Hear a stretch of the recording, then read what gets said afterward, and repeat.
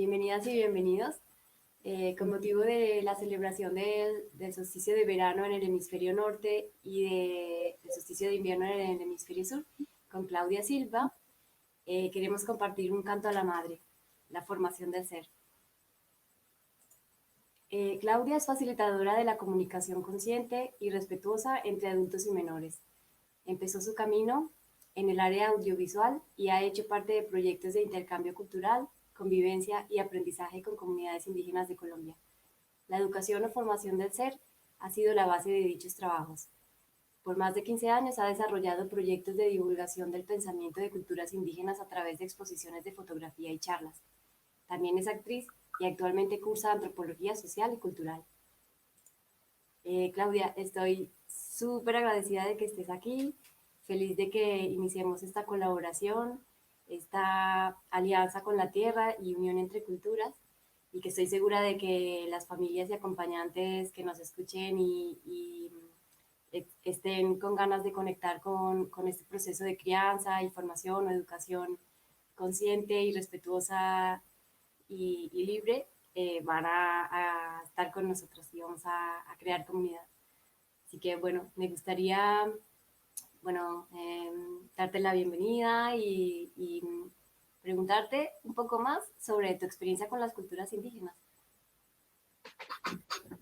Muy bien, pues buenos días para las personas que se conecten. Muchas gracias, Isabel, por invitarme para hacer parte pues, de esta iniciativa que tienes y bueno, espero que lo que voy a compartir pueda, aunque sea sembrar un poquito de curiosidad, ¿no? Respecto a otros seres humanos maravillosos que habitan este planeta y que en algún momento podía parecer que están tan lejanos, porque geográficamente no están a la mano, pero realmente como personas que somos, como seres humanos que somos lo mismo y pues yo he tenido la oportunidad, el privilegio de compartir con ellos de una manera muy intensa, un poco para complementar lo que tú has hecho en la introducción, pues participé cuando vivía en Colombia en un par de proyectos que tenían que ver con el tema de la paz, que en Colombia es un tema muy importante, y el tema de la educación. Entonces, desarrollamos unos proyectos con el Ministerio de Educación de Colombia y con la corporación UAC, que en ese momento estaba activa. Yo hacía parte de ellos en el área audiovisual y lo que hicimos fue una serie de alianzas con comunidades indígenas del predio Putumayo de la Amazonía colombiana y posteriormente de la Sierra Nevada de Santa Marta, o sea, con el sur y el norte.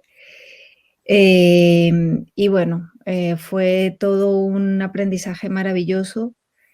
Y bueno, para contar un poco de dónde viene esto, como es, digamos, yo lo que les pido es que tengan un poquito de apertura para recibir de la mejor manera otro tipo de construcción de la realidad, porque realmente lo que les voy a compartir tiene su origen en algo que no quisiera que pareciera místico ni el más allá, sino que simplemente esto parte de otra forma de construcción y de vivencia de la realidad. Entonces, bueno, esto se inicia más o menos en el año 97 o 98 del siglo XX, del siglo pasado, y comienza con el viaje de un cacique que se llama Toira Huinaima, un cacique de la zona de La Chorrera, en el predio Putumayo de la Amazonía colombiana, que a ese momento y actualmente pues también es una zona de muy difícil acceso. Y este hombre había participado en la entrega de devolución de tierras o de reconocimiento de territorio por parte del gobierno colombiano. Entonces, digamos que era una persona activa a nivel de contacto con los no indígenas, con las dinámicas de la ciudad, y resulta que él viajó de su zona de La Chorrera, viajó a Bogotá, a la capital de Colombia, movido por una profecía. Entonces, por eso esta es la parte que, pues, yo invito a la gente a que tenga apertura para recibir todo esto, porque realmente pues, es una cosa que mágica y maravillosa y muy real, muy práctica a la vez. Entonces, bueno, así a grandes rasgos, la profecía dice que, había llegado el tiempo en que los hombres indígenas, o bueno, hombres por decir hombres y mujeres, pero no voy a entrar en estas cosas de género, que había llegado el momento en que el hombre indígena y el hombre blanco se sentaran en la misma banca de sabiduría para empezar a intercambiar conocimiento y trabajar juntos para cuidar a la madre tierra. Entonces, este hombre, Toira Buinaima, que en español se llama Víctor Martínez, viajó con este impulso a Bogotá y fue a dar a lo que es el Jardín Botánico José Celestino Mutis de Bogotá, y entró en contacto con la persona que era el director en ese momento del jardín. Este hombre se llama Hilario Pedraza, ya no es el director, esto fue hace ya un tiempo. Con él había realizado algún proyecto de implementación de cultivos, porque este director era agrónomo y eh, justamente como habían trabajado juntos, es una persona que estaba muy abierta a lo que podían comunicar los indígenas, ¿no? Entonces, bueno, llega este cacique a Bogotá con tal cual como se lo pueden imaginar, con sus plumas, con sus collares de diente de jaguar, y dice: "Bueno, yo tengo esta profecía y entonces vengo a buscar, personas, aliados con las que podamos empezar a trabajar en este tema". También fue un momento muy afortunado porque la persona que había, digamos, a cargo de lo que sería el Ayuntamiento de Bogotá, era un personaje muy particular y muy abierto a todas estas iniciativas, que es un hombre que se llama Antanas Mockus. Y entonces ocurrió algo ya que fue muy interesante porque el Jardín Botánico dio presupuesto para que se pudiera construir una casa tradicional indígena del Amazonas en Bogotá. Y Bogotá, estamos hablando de una ciudad que en ese momento tenía 8 millones de habitantes. Era algo como muy increíble porque además estábamos pasando por un proceso muy violento. Entonces, que llegara como este aire refrescante de parte del Amazonas era un poco como una bendición y súper bienvenido. Entonces fue muy hermoso porque la construcción de toda la maloca se hizo de manera ritual, se pidió permiso al espíritu de la zona de Bogotá, que Bogotá está en una montaña, y claro, el Amazonas está en la selva, ¿no? Entonces son, digamos, como espíritus hermanos, pero pues yo no voy a la casa de mi hermano a hacer lo que me parece, sino que le pido permiso para hacer las cosas. Y entonces de esta manera, pues bueno, a partir de los elementos rituales, con el maíz, que es digamos, una de las plantas más tradicionales de esta zona andina, se trajeron todos los palos de los árboles para la construcción de la maloca.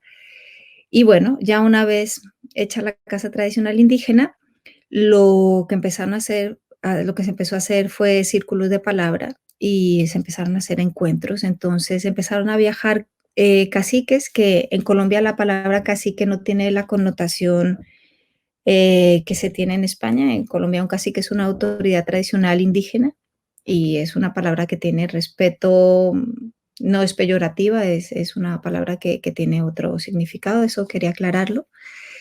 Y entonces empezaron a viajar poco a poco estas autoridades indígenas y así se hacían reuniones periódicamente, y entonces la gente de la ciudad empezamos a tener contacto con esta otra forma de ver la vida.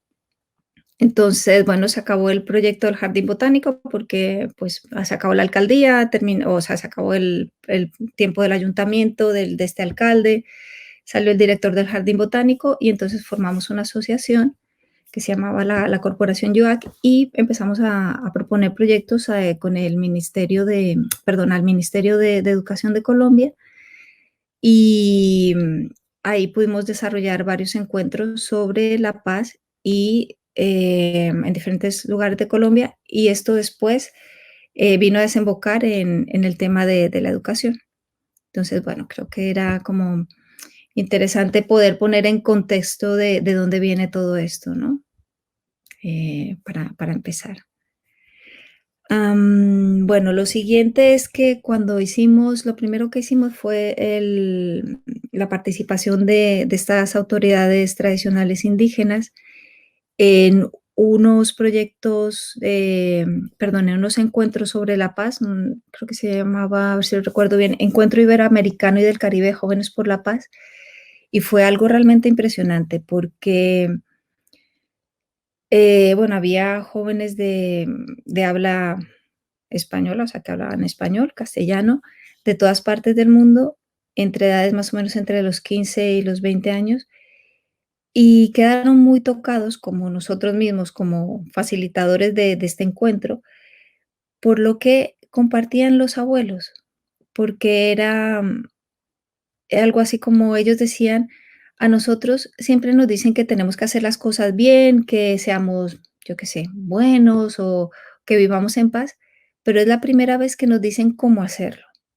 Y esto es, yo creo que el tesoro que se guarda en estas tradiciones, que no es tanto de hablar, sino más de algo práctico, ¿no? Entonces está esto de cómo hacer para vivir en paz, ¿no? Entonces, a raíz de eso, después, ya una vez acabado el encuentro, seguíamos teniendo en Bogotá encuentros regulares, con la idea de que esto avanzara y pudiéramos, digamos, facilitar más espacios de construcción a través de la palabra de los ancianos indígenas. Y entonces ahí fue cuando, en medio de estos diálogos, digamos, lo más fuerte que se vio es que había, digamos, por decirlo así, una carencia o algo que no estaba como muy afinado en el tema de la educación. Eso fue como el consejo de los abuelos. Decían que ellos veían que jamás utilizaban, esto era muy interesante, jamás utilizaban palabras despectivas, jamás había palabras de rencor hacia lo que habían hecho los no indígenas en su tierra. Bueno, yo les voy a contar una anécdota que es muy graciosa. Yo crecí en un entorno en el que pues había mucho cuestionamiento de que, ay, los españoles fueron o los europeos fueron y nos conquistaron y mataron a los indígenas, no sé qué tal. Y de hecho, a mí quien me hizo el gran regalo de limpiarme de todo esto fue un abuelo que se llama don Antonio Quillate, que bueno, que ya descansó, y él me decía: "Mire, mijita, esto de la rabia con los que vinieron o tener un rencor guardado de todo esto, eso no sirve para nada, porque eso lo saca a uno del presente. Y por otro lado, el hecho de que usted y yo estemos sentados aquí es gracias a eso. Porque yo hablo español y usted habla español. Y si los dos no habláramos el mismo idioma, no nos podríamos comunicar. Entonces, lo que pasó ya pasó y lo que hay que mirar es el presente y seguir adelante". Y eso para mí fue como un bálsamo, porque entendí muchas cosas de cómo había sido yo educada, empecé, bueno, estaba más jovencita y pude ver todas estas cosas y decir, claro, que se ha sembrado en mi corazón, qué me sirve, qué no me sirve. Y en una simple conversación como esta, me di cuenta que había mucho más, eh, aparte de lo que inicialmente pudiera ver uno estar con personas que puedan parecer exóticos o algo así. Entonces, bueno, con estas charlas, lo que nos dimos cuenta, bueno, en los trabajos de grupo que hacíamos con la Corporación Yoaki y los ancianos que iban viajando del Amazonas a Bogotá, respecto al tema de la educación, lo que ellos iban viendo era que podía ser una idea interesante tener un encuentro con quien representaba a la autoridad tradicional de Occidente, por decirlo así, del gobierno, que en este caso sería el ministro de Educación, y tener un encuentro con él después de haber unificado la palabra y el pensamiento de diferentes autoridades indígenas. Entonces, bueno, a raíz de eso, empezaron a llegar como voces de la Sierra Nevada de Santa Marta, que son los pueblos indígenas que también tienen una historia y una tradición y una vivencia muy potente. Y bueno, les invitamos. Entonces, bueno, fue ya toda la aventura de la gente, los que fueron encargados de subir a la Sierra Nevada a invitar a los mamos, que mamos se llama, lo que vendría a ser un cacique en la sierra se llama mamos o mamus o mama, como cualquiera de los tres nombres. Y otras personas viajamos, fuimos recorriendo el Amazonas invitando de manera tradicional a estos abuelos. Entonces, de manera tradicional es que íbamos, ellos se suelen invitar a través del tabaco. Entonces, el tabaco eh, no se fuma, sino que se prepara de una forma particular de prepararse. Es toda una forma ritual, se toman las hojas de tabaco, se hierven, esto después queda, se mezcla con sal vegetal, que es sal que sale de un césped, y esto se mezcla y queda como una pelotita negra y se va chupando poco a poco. Y toda la preparación de este tabaco es una cosa maravillosa porque cuando se está preparando, pues se hace un ejercicio de, en el momento de hacer el fuego y todo esto, de ir quemando los malos pensamientos, la rabia, el rencor, cualquier disgusto que puedan las personas que lo están preparando tener, se entrega todo al fuego. Y entonces con eso lo que sale en el tabaco es la dulzura del corazón de la persona o las personas que lo han preparado. Y con ese espíritu, con ese ánimo, pues en Bogotá, que nosotros pues no somos de esa tradición, pero con la mejor disposición y acompañados de indígenas de esta zona de Colombia que estaban instalados ya en Bogotá, pues ellos nos acompañaron en todo este proceso. Y bueno, entonces íbamos de Maloca en Maloca, o sea, de comunidad en comunidad en el Amazonas, invitando a los abuelos. Y ellos aceptaron muy bien esta invitación porque era la primera vez por parte de, digamos, como de, voy a decirlo así, que como ellos lo expresan, ¿no? Del hombre blanco que venían a invitarlos a hablar y no a imponer que les tenemos que construir una escuela acá, que no sé qué tal. Entonces, bueno, eso fue el origen como de toda esta gran reunión que ya fue de donde salió el documento con el que nosotros trabajamos y bueno, que hace parte de lo que, como Isabel introdujo al principio, pues desde que me trasladé a vivir a Europa, pues voy compartiendo a través de exposiciones de fotografía, de charlas, y bueno, es lo que vengo a compartir acá. Entonces creo que, no sé si quieres preguntar algo, Isabel. Em, claro, es que da para mucho hablar sobre el tema bueno, las vivencias y de las culturas indígenas, ¿no? Entonces no me quiero desviar mucho del tema Ujú, porque sé, o sea, por ejemplo, hay cosas que has hablado sobre cómo desde la cultura occidental se aborda el tema de las culturas indígenas, ¿no? Y como nuestra intención es crear esta alianza también y abrir este espacio de unión. Eh, Seguramente que habrá que hablar de eso, pero lo que queremos hablar hoy, que es más esta parte de las familias, de cómo podemos nosotros comunicarnos con nuestros hijos de una mejor manera, según pues, tu experiencia, pues yo creo que sería, si quieres contarnos un poco sobre qué es lo de la formación del ser, ¿no? vale, claro, claro, claro. Bueno, pues mira, esto, solo para cerrar un poco de lo que has dicho, em, realmente yo creo que todo este proceso del que he venido haciendo parte y del que ahora, pues, las personas que escuchen esto empiezan a ser parte, fue como un momento en el que se empezó a abrir o empezó a haber como una apertura tanto por parte de la cultura occidental como por parte de los pueblos indígenas. O sea, los abuelos nos decían, es la primera vez en la historia que pasa esto. Y es la primera vez en la historia que nosotros vamos a abrir nuestros libros de conocimiento al hombre blanco. Entonces son como, es como si tuviéramos una bolsita cargada de semillas preciosas y entonces pues cuidarlas con mucho mimo y sembrarlas, ¿no? Ellos decían, no importa, uno cuando está sembrando va simplemente esparciendo las semillas, unas caen en piedras y esas no germinan, pero otras caen debajo de la piedra y ahí hay tierra y esas puede que vayan germinando. Entonces, respecto a la formación del ser, bueno, esto hace parte del el encuentro en el que ya hubo la reunión entre las autoridades, representantes de las autoridades indígenas de la Sierra Nevada y los representantes de, bueno, los caciques que aceptaron la invitación en el Amazonas.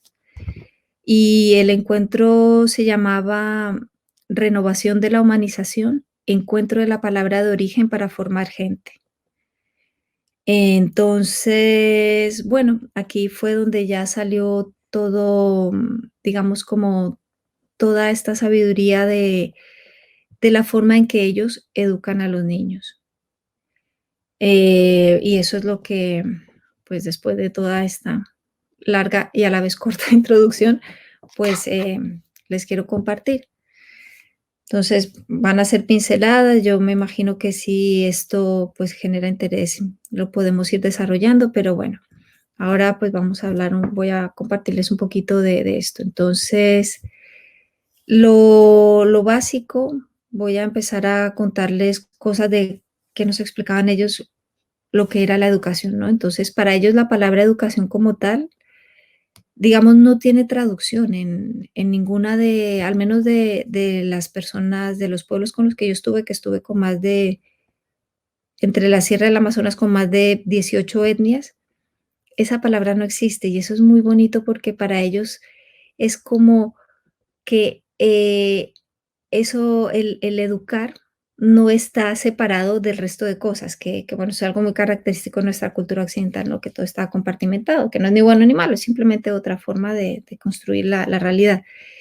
Y entonces ellos nos explicaban que, por ejemplo, cuando una pareja se enamora o se junta, em, y cuando hay ya la intención, de tener un hijo, ellos decían que los hijos se empiezan a criar 20 años antes de que nazcan, o 30 años antes de que nazcan, porque ellos tienen muy claro que los hijos están, o estamos, porque todos los que estamos aquí hemos sido hijos, estamos conectados al pensamiento de nuestros padres.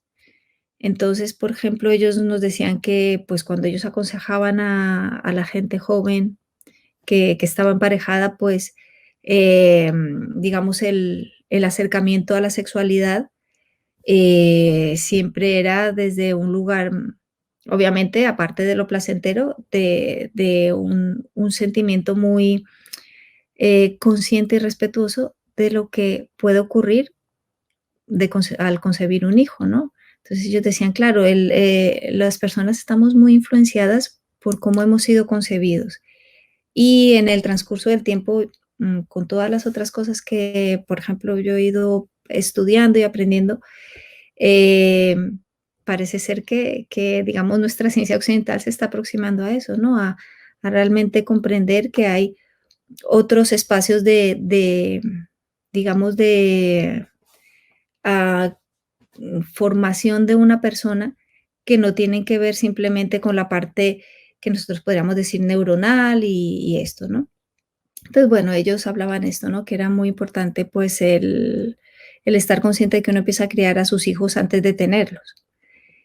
Y después de esto, pues, todo lo que, bueno, yo tuve la oportunidad al estar ahí de acompañar a algunas madres jóvenes, entonces, hacen cosas, por ejemplo, como independientemente de la forma ritual, porque eso es como para cada lugar, ¿no? Los abuelos decían cada cual con su uso y costumbres, ¿no? No es para que nosotros copiemos, que hacer una cosa y otra, pero bueno, de pronto escuchar y algo que nos resuene poder hacerlo. Entonces, algo que era muy bonito era que a las 3 de la mañana se levantaban, por ejemplo, con los bebés, pero bebés me refiero, bueno, tampoco una criatura justo recién nacida de un mes, ¿no? Pero ya cuando tenían, creo que era a partir de los 2 o 3 meses, esto no, ahora no lo recuerdo muy bien, las madres se levantaban a las 3 de la mañana y se iban al río, a bañar al bebé con el agua del río, con agua fría, o sea, nada de agüita caliente y tibia, nada.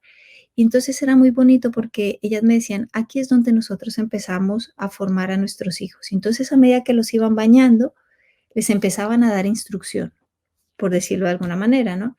Entonces empezaban a hablarle de que la tierra es la madre, de que hay que respetar a los abuelos, de cómo tratar a la naturaleza, y eso para mí fue una cosa impactante, porque justamente después, teniendo los diálogos con los abuelos, ellos decían que ellos tenían muy claro que los niños, si ya se educaban desde antes de ser concebidos, pues cuando estaban en la barriguita de la mamá, se hacía una cosa que ellos llaman la dieta, que le ponen ellos le dicen dietar al bebé, que es apoyar a la madre para que tenga buenos pensamientos, para que esté lo mejor posible, porque todo eso ya está llegándole al bebé. Y por otro lado, esto que hacen ellos desde muy bebecitos, de empezar a bañarlos pronto en la mañana, y decirles cómo comportarse, ellos decían que eso era el mejor momento de la vida de un ser humano para empezar a sembrar valores. Y entonces, claro, a mí me sorprendía mucho porque yo decía, nosotros prácticamente en la cultura occidental lo que hacemos es que educamos o nos empiezan o nos han educado a partir de que empezamos casi como que a hablar, ¿no? O a movernos más y a tener, cuando estamos pequeñitos, pequeñitas, que tenemos más independencia y tal, haz esto, no, ta, ta, ta. Y ellos tenían clarísimo, o lo tienen muy claro, que el momento de empezar a formar es cuando ya el bebé está fuera de la barriguita de la mamá, ¿no? A formarlo con esto, ¿no? Era tan bonito de decirle al niño cómo comportarse con los animales y todo eso. Ellos nos decían, ay, qué raro que ustedes no, yo sé que ustedes no viven con tanta naturaleza alrededor, pero que no les pasen este conocimiento a los niños y ese tiempo es precioso. Y bueno, eso ya es una clave de algo que, bueno, lo que actualmente estoy trabajando, que la intención es poder empezar a llevar esto, digamos, a las madres que pronto van a tener hijos o a la madre y al padre, ¿no? Como empezar a darle un poquito de luz y de conciencia a las personas que van a estar a cargo de pequeños, ¿no? De estas criaturas que van a nacer, pues de todo ese tiempo maravilloso que hay cuando son bebés, que parece, ¿no? A veces como, sí, están ahí quietecitos, no, ellos están absorbiéndolo absolutamente todo, todo, todo, todo. Es un momento súper privilegiado no solo porque son divinos y que te los quieres comer, porque están preciosos, pero todo lo que hay para empezar digamos, a sembrar, ¿no? Básicamente es eso, a sembrar en ellos. Entonces, bueno, ahí ya había algo muy fuerte, ¿no? Respecto a lo que es la formación del ser. No se espera a educar después, ¿no? Se empieza a educar desde el momento mismo, prácticamente de la concepción de la persona. Y perdona que te Dime, interrumpa dime. un momento. Es como, o sea, se entiende muy bien la diferencia entre educar y formar en ese ejemplo, ¿no? Que, porque quizás educar es algo más como desde la mente o, no sé, y en cambio formar es algo más de los valores, como lo has dicho, que quizás nos falta en esta otra parte del mundo más occidental, ¿no? Y, y también me parece súper, súper hermoso esto que has comentado porque ayuda a tomar conciencia de lo importante que es todo este proceso, bueno, antes del embarazo incluso, pero todo este proceso del embarazo, que también se intenta pues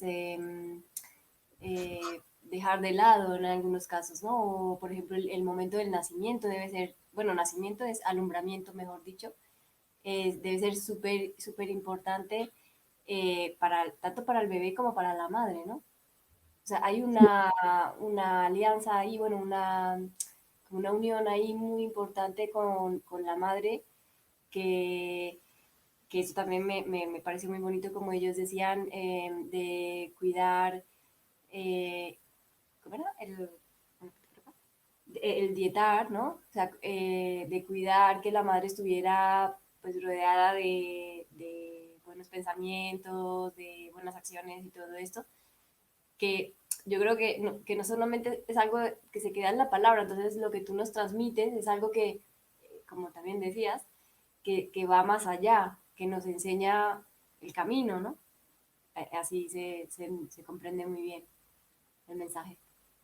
Sí, digamos que es un camino entre muchos caminos. Entonces, ahí, por ejemplo, mira que es muy interesante, bueno, a mí me resulta muy interesante porque, después de, bueno, aparte de hacer toda el trabajo, digamos, de divulgación y esto, parte de lo que he intentado hacer es buscar qué cosas hay en nuestra cultura occidental que se aproximen un poco a esto, ¿no? Porque, digamos que a mí me pueden haber regalado o bueno, puedo haber recibido toda esta información y la manera de para poder articularlo y compartirlo, también, pues, me ha llevado como a estar muy curiosa y, entonces, pues, me he formado con esto que tú comentabas, lo de herramientas, de comunicación, respetuosa y consciente para adultos a cargo de niños, y también, con temas de educación libre. Y entre todas estas cosas, justamente en este periodo de confinamiento, del año pasado, entré en contacto con un médico, de Valencia, que es bastante desconocido en España. Y bueno, quiero dejar esto aquí porque creo que si alguna madre que está en proceso de embarazo o algo así le puede interesar, que yo no trabajo para él. Esto no es, esto es simplemente algo en la línea de lo que viene con lo de los indígenas. Es un médico que se llama Ángel Escudero y es un hombre mayor. Y ahora su trabajo lo lleva su hija, que es enfermera, y es muy hermoso el trabajo que él ha desarrollado porque él, como médico occidental, ha comprendido una parte del funcionamiento del cerebro, en la cual se puede lograr la analgesia psicológica, o sea, la anestesia psicológica. Y bueno, pueden buscar información sobre él, pero el caso concreto es que esta institución lleva más de 40 años, em, indicándole o, ¿cómo se dice? Preparando a las mujeres para tener partos sin dolor. O sea, estamos hablando de, ya vamos entre generaciones, abuelas, madres e hijas, que son mujeres que están en nuestro mundo occidental pariendo sin dolor. Y esto es una cosa que yo creo que es un regalo maravilloso que es muy sencillo. Yo he tomado algunos cursos con ellos y, es como también, este tipo de conocimiento se está despertando, es lo que yo voy entendiendo, ¿no? Se está despertando aquí en nuestra parte occidental, porque ese señor es un médico de cirugía y, bueno, pueden ver videos en Internet que es tremendo que este hombre hace unas cirugías, pero tremendas, que no solamente partos, en los que la persona no está anestesiada y no se utilizan antibióticos. Él trabaja con la analgesia psicológica. Otra cosa es después que, lo que ha pasado, que no ha habido una gran difusión de su trabajo, ya cada uno saque sus conclusiones de por qué no. Pero bueno, creo que, esto, me siento también como con un poco como con el deseo de compartirlo y la responsabilidad de compartirlo, ¿por qué? Porque hay algo muy importante de lo que tú decías, Isabel, del proceso del alumbramiento. Y, por ejemplo, este hombre, el doctor Ángel Escudero, él lo tiene claro que cuando un ser humano viene a este mundo sin el miedo y el trauma del nacimiento, tanto para la madre como para el hijo, su desarrollo, su camino en la vida es muy diferente. Y yo estoy totalmente de acuerdo. O sea, yo tenía amigas indígenas que parían, es que esto era de película, era como ir al baño, por decirlo así, pocas palabras, porque no tenían, parían sin dolor. Había, obviamente que hay momentos que se dificultan, o sea, yo no quiero tampoco idealizar, que es crear una imagen idealizada de esto, pasa de todo, pero en general, y también tiene que ver con la postura corporal, que son personas que están muchísimo tiempo, no se sientan en sillas, sino que los indígenas posiblemente se han visto, se sientan un poco como a la manera de los indios, que es prácticamente cuclillas, y esta postura la conservan hasta que son mayores, hasta que son abuelitos, ya viejitos. Entonces, esto a nivel anatómico crea una, digamos, o en la zona del perineo, pues los músculos están muy fuertes y muy flexibles y hacen parte también de los ejercicios que se hacen para preparación al parto. Pero digamos que, digamos, las mujeres indígenas nunca han perdido esta postura inicial que todos los podemos observar en los niños pequeños, que ellos se sientan en cuclillas así. O sea, ya nosotros por, digamos, formación o deformación cultural pasamos a sentarnos en sillas. Pero, bueno, y esto a lo que voy, aparte de este inciso, es que está, bueno, digamos, esta maravilla de que ya está este conocimiento para que las mujeres podamos o puedan parir sin dolor. Y yo creo que esto es una cosa transformadora porque ya no está ese trauma inicial, ya no se viene al mundo con miedo, porque hay muchos partos que son complicados, bueno, sin entrar en toda lo que a veces ocurre de la agresión quirúrgica o la agresión médica a los hospitales por los protocolos que se manejan ahora, tanto para la madre como para el hijo. Y como la idea de estos encuentros que propone Isabel es aportar y yo prefiero aportar en lo positivo, pues como decir, mira, aquí también estamos empezando a despertar y están estas cosas, ¿no? Y bueno, pues no sé, eso quería hacer como un paréntesis, pero me parece como muy clave saber y reconocer, ¿no? Que podemos hacer este tipo de cosas, ¿no? Y ya después, siguiendo la línea de lo de la formación del ser, pues todo el camino que se recorre para, digamos, para formar a los niños y a las niñas, digamos, ellos lo tienen muy claro que hasta los 7 años es el momento de sembrar, de sembrarles, ellos dicen nuestra cultura, pero en general es como sembrarles todo lo que queda de base y bueno, ya lo sabemos hay muchísimos estudios neurocientíficos, a todo nivel de comportamiento del cerebro, de desarrollo neuronal, que efectivamente los primeros 7 años de vida son básicos para, digamos, tener lo que nosotros podríamos llamar una psiquis sana. Y es como formar la casita, formar una casa en la que los cimientos están hechos de una manera estable.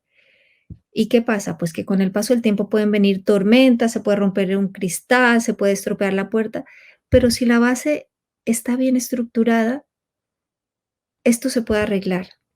Entonces ellos siempre, los indígenas, los abuelos siempre nos decían, incluso si no ha habido una buena base, uno puede formar su casa interna.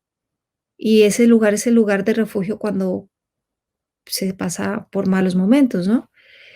Y bueno, esto también ya deriva con otros temas que nosotros, digamos, es un lenguaje y son prácticas más cercanas como la meditación, cualquier tipo de meditación que siempre se habla que es volver a la casa de uno, volver al interior, ¿no? Entonces, como armar la casita interna de nuestro corazón y de nuestra vida, pues lo mejor estructurada posible y ahí tener nuestro refugio, ¿no?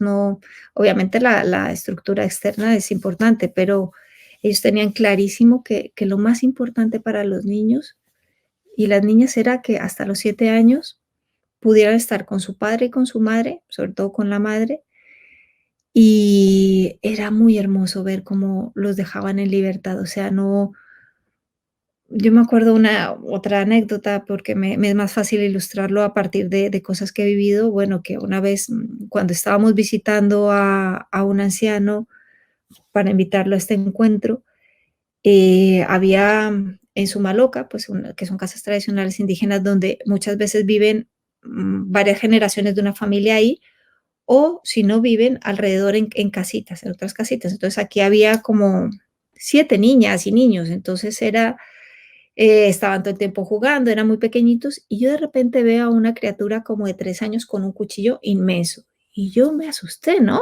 Pues, en mi primera reacción dije: "Guau, ¿qué hace esta pequeña con esto?".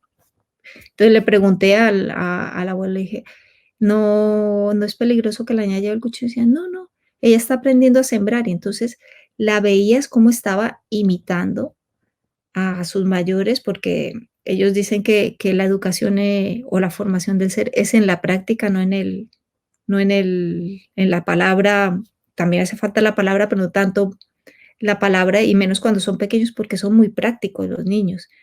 Entonces ellos decían: "Para nosotros la educación no es tanto el discurso, sino el hacer". Y la niña, bueno, maravillosa ahí jamás había, claro, esto era algo que yo traía de mi mundo, ¿no? Pensar que un cuchillo es una cosa violenta, ¿no? Para ellos un cuchillo en ese momento era algo que ayudaba a limpiar la tierra para sembrar.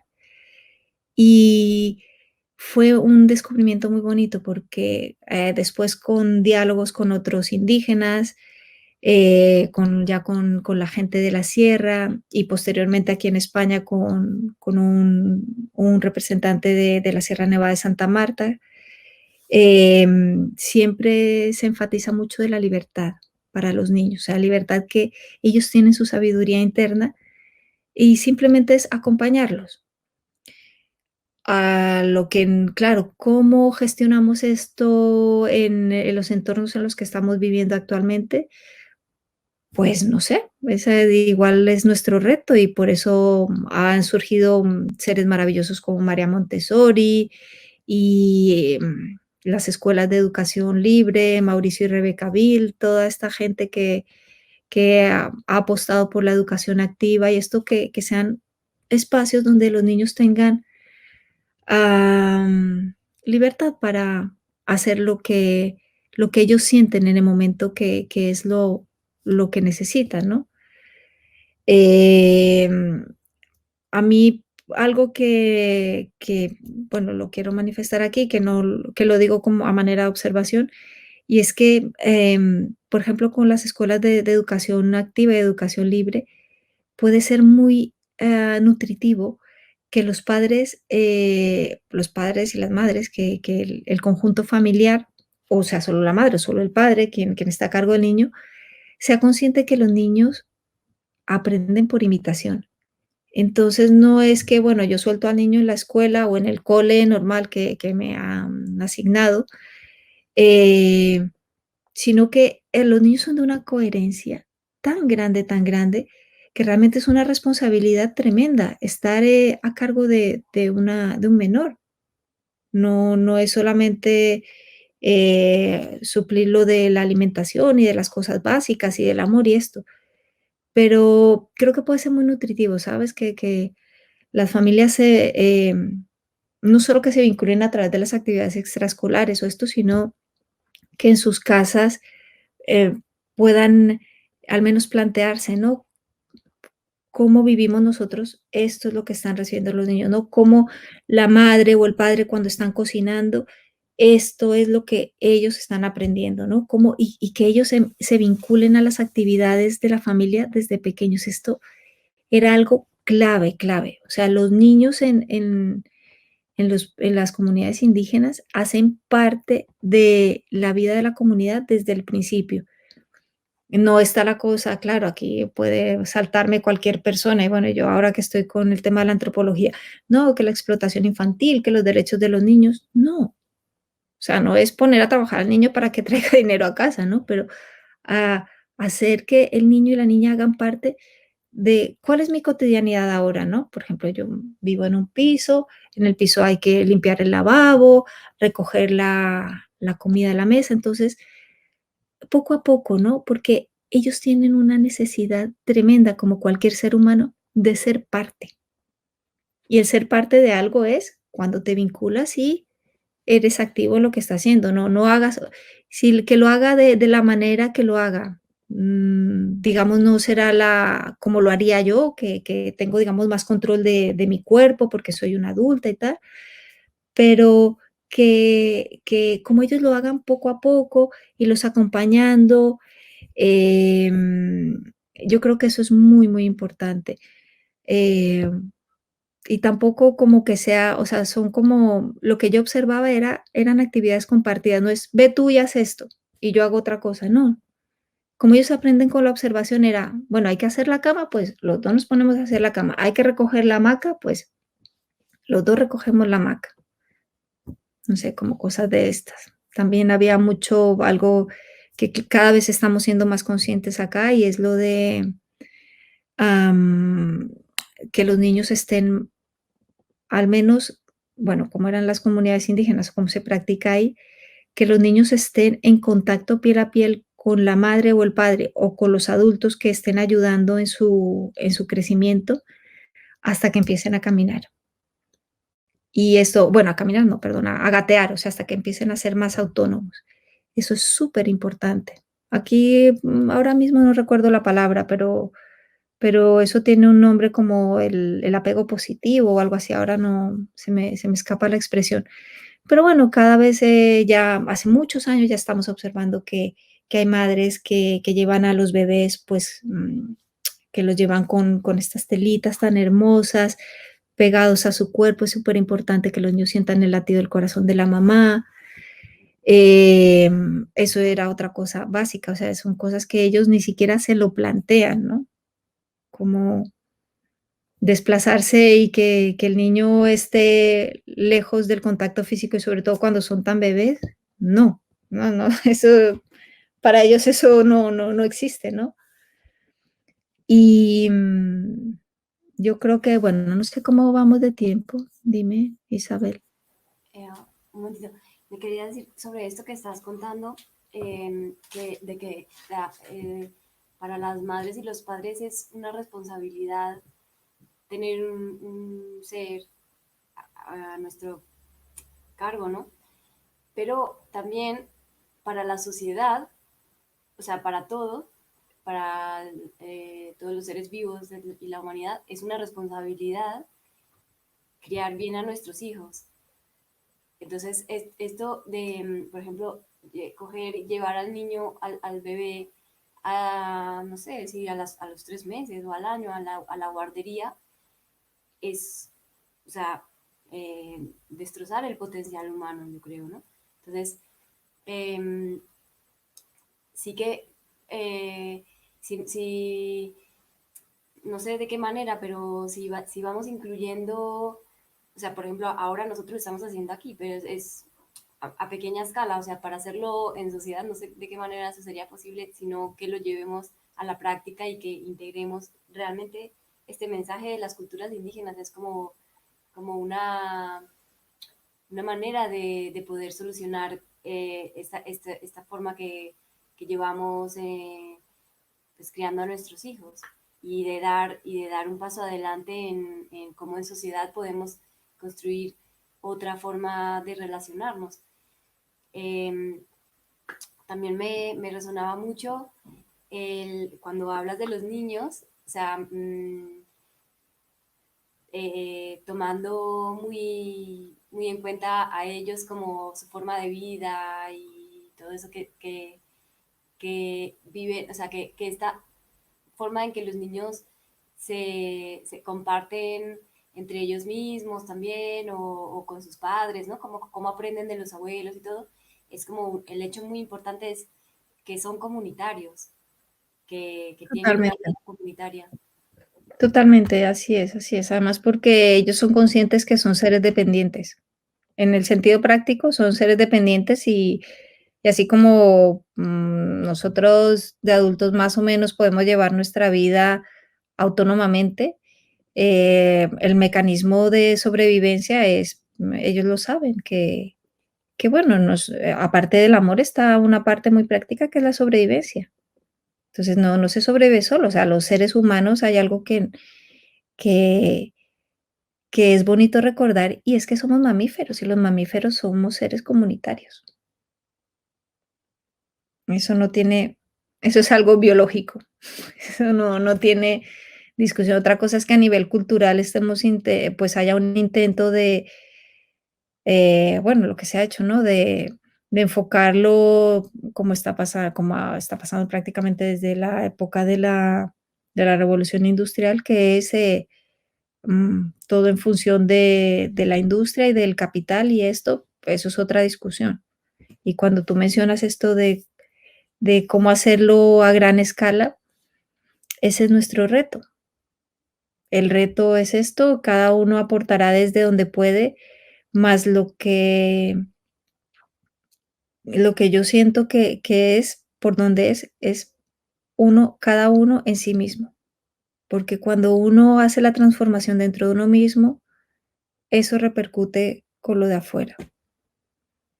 Pareciera que no y que entonces que hace falta una gran revolución, no, o sí, pero la gran revolución está dentro de cada uno. O sea, tú imagínate que si este video lo ven 5 madres y padres, o 5 madres, 2 padres, yo qué sé, personas a cargo de niños, y se empiezan a replantear esto y empiezan a encontrar herramientas dentro de sí mismos, porque esto no estoy hablando nada que intuitivamente no sepamos que es así.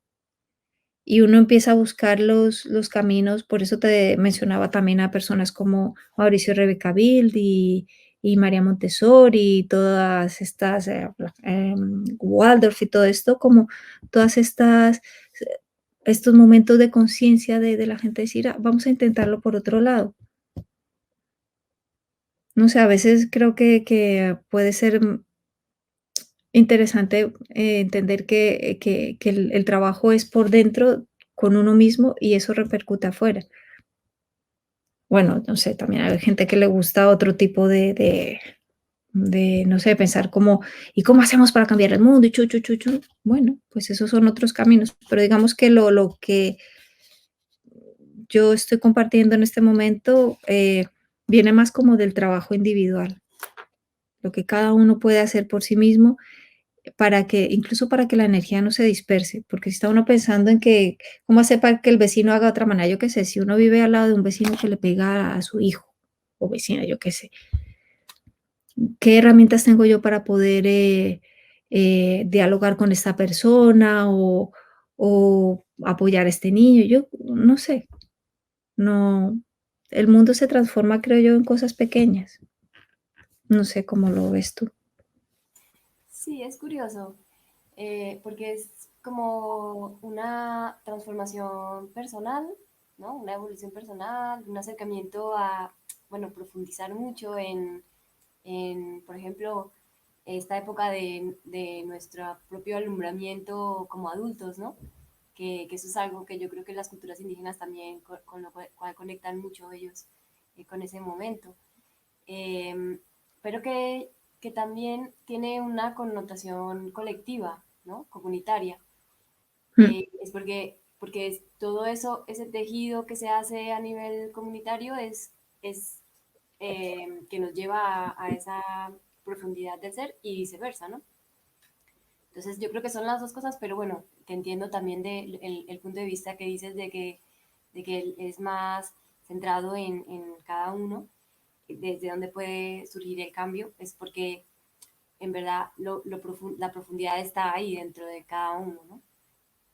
Sí, yo creo que a la vez cuando uno comienza a hacer como su camino hacia adentro, te vas encontrando con las personas con las que haces comunidad, ¿mm? Es algo como se va dando, simplemente, no, Sí, yo creo que eso se va como expandiendo también. exacto. Bueno, yo lo pienso más como a nivel de, por ejemplo, nuevo tiempo, nueva era, que de conciencia colectiva, ¿no? Pero bueno, también eso, son como muchos temas ahí que abordar y pues bueno, por eso yo creo que también ya llevamos como una hora más o menos. Por eso queremos con Claudia proponer círculos también de acompañamiento a familias o incluso también a acompañantes que estén interesados en tener contacto con esta sensibilidad de las culturas indígenas y con toda la experiencia que tú tienes, eh, que nos quieres transmitir y bueno, ir tejiendo como también una pequeña comunidad que es como un motor de cambio también que hacemos desde aquí, desde la Asociación Matriu Nova Terra, con mucha ilusión, bueno, con muchas ganas y mucha alegría de compartir esto, porque realmente es el momento en el que se ha abierto. Antes no estábamos preparados para recibirlo y ahora sí.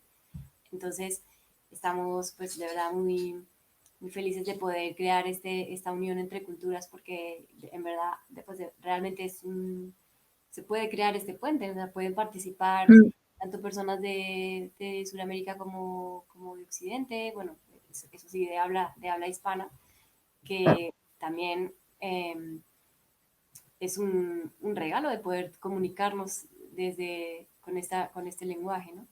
Sí, ese es un regalo inmenso, o sea, somos millones de personas que nos podemos comunicar con el mismo idioma, sí, en cada lugar hay, pues, sus expresiones particulares y tal, pero en el fondo esto es un regalo maravilloso que se puede poner al servicio de que estemos todos lo mejor posible y podamos hacer lo que en el fondo era yo creo que la enseñanza, la base de la enseñanza de los abuelos, y creo que con esto, me gustaría cerrar, es construir una vida para vivir feliz, porque solo hemos venido a este mundo a ser felices.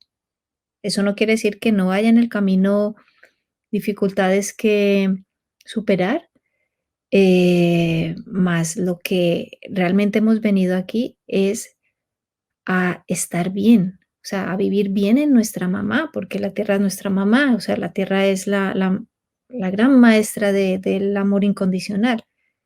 Pase lo que pase y todo lo que la historia que hemos desarrollado en tanto Occidente como Oriente, como las culturas indígenas, con sus más y con sus menos, alimento hay, agua hay, aire hay, y todo esto nos lo provee nuestra madre tierra. Entonces,